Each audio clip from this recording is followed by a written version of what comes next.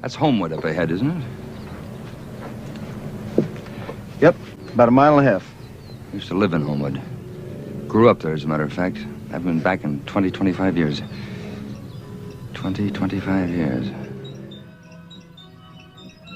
If good old-fashioned nostalgia is your thing, and who isn't nostalgic these days, then today's episode is for you. Our Twilight Zone Marathon of Reviews continues with the true fan favorite, Walking Distance. Directed by Robert Stevens and written by Rod Serling, Walking Distance was episode 5 from season 1. As always, spoilers are ahead. Martin Sloan, age 36, occupation, vice president, ad agency, in charge of media. This is not just a Sunday drive for Martin Sloan.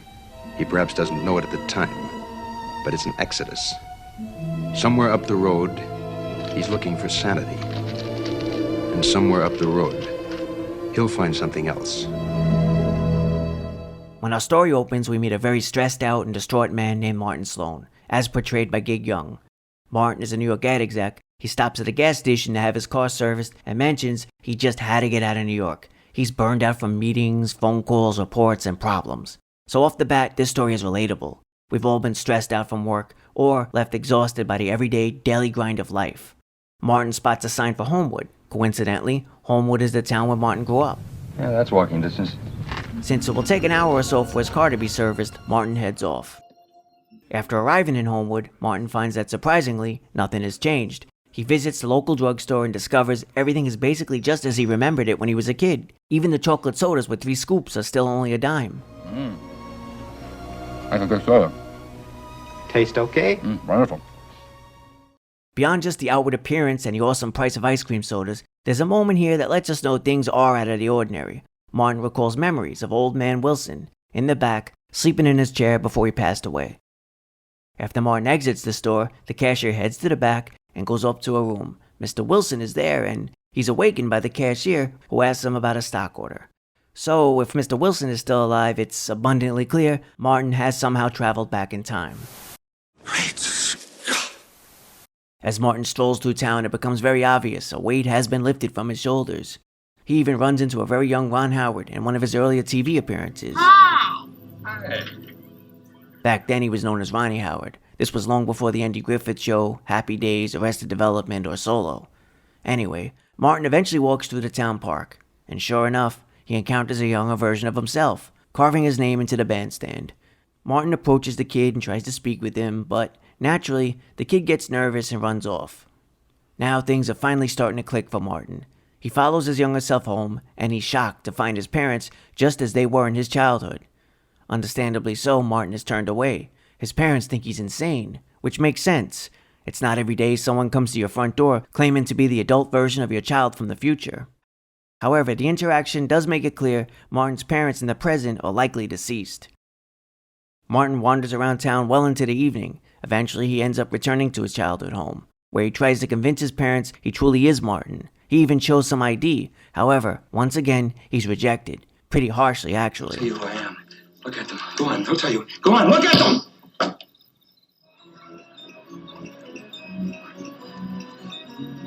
Martin then rushes back to the town park, convinced he needs to speak to his younger self. He locates young Martin riding the carousel, and this is where things pretty much go off the rails. Martin terrifies his younger self so much, he causes the boy to fall off the carousel and injure his leg. Adult Martin experiences pain in his leg as well. Good going, Martin. Now you've created a paradox. Great Scott! With the carousel now stopped, Martin grows somber.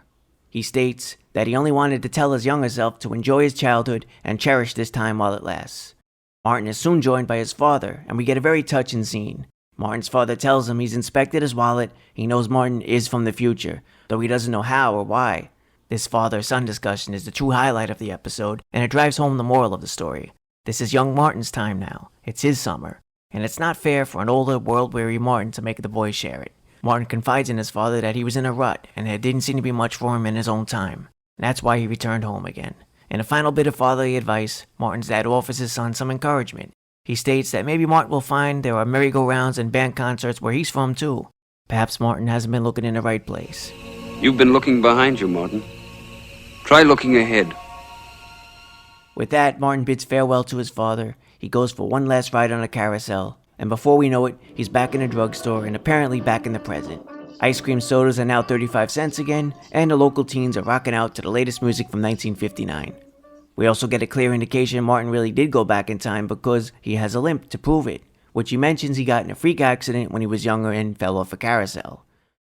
As the episode wraps up, it becomes clear, though wounded, Martin has learned a valuable lesson from his trip down memory lane. As he drives off, we get the sense that he has a fresh outlook, he's done living in the past, and hopefully he'll make the best of life going forward.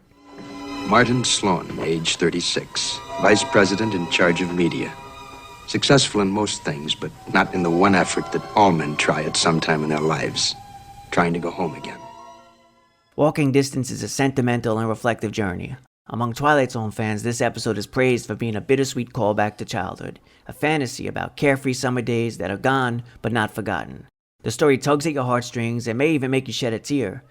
There's nothing forced in terms of the emotional beats.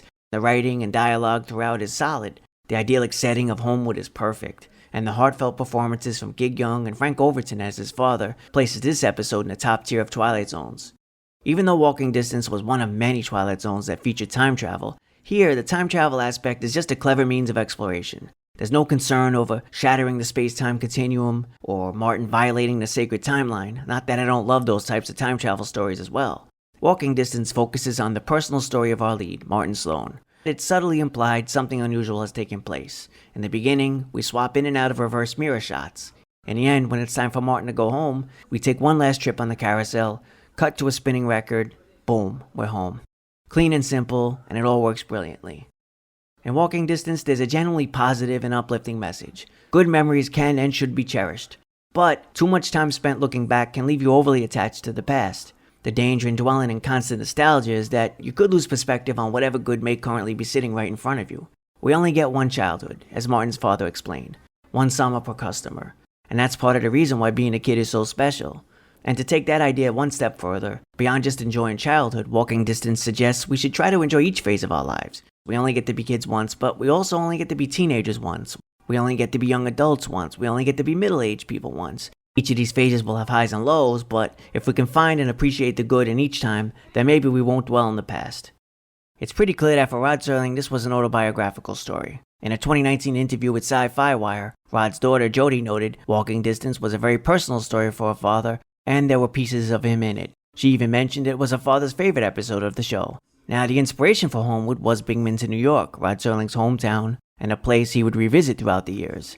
It's also well known Rod Serling was a workaholic, so the appeal of simpler times in his childhood years is obvious. And this serves as a perfect parallel for Martin Sloan, an overworked businessman who also missed the happy-go-lucky days of childhood.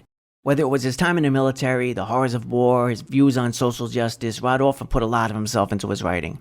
So I think it's also possible that scene at the conclusion between father and son may have also been personal. Rod Serling was still in the army when he received word of the death of his father. The army didn't grant him emergency leave, so he was unable to return home to Binghamton for the funeral. Perhaps through his writing, Rod was finally able to gain some closure for that relationship. In terms of visuals, Walking Distance featured excellent cinematography and solid direction. The standout moments for me were the carousel chase at the end, which featured great tilted camera angles and eventually a wonderful moment where Martin framed and isolated in darkness. I also have to mention, if you get a chance, check out the original music for Walking Distance by Bernard Herrmann. The moving score is played by a 19-piece orchestra, and even on its own, unaccompanied by the visuals of this classic episode, the score still evokes memories of childhood and the bittersweet passage of time. It's a great listen. For me, the best aspect of Walking Distance is its relatability. You don't necessarily need to have had an idyllic childhood to connect with this story on some level. Most anyone currently going through a difficult phase who misses a time when things were simply better and maybe the people you loved were still around can relate to Martin Sloan's journey back in time. Walking Distance is another easy Twilight Zone for me to recommend. I rate it 5 out of 5 ice cream sodas.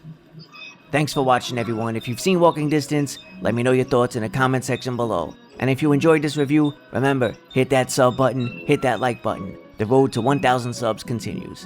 Any help is totally appreciated. Until next time, be well, take care, later.